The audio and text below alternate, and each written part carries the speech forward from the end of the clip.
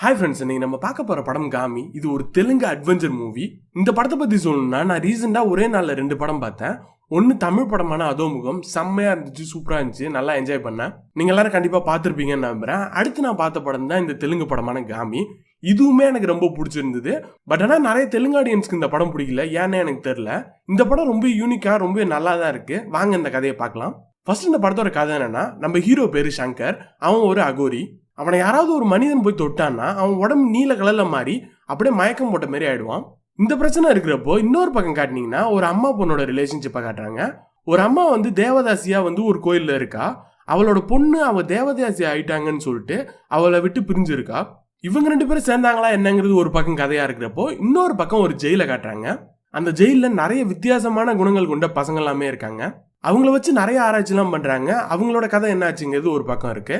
இந்த 3 கதையுமே ஒரு கட்டத்துல ஒண்ணு சேருது.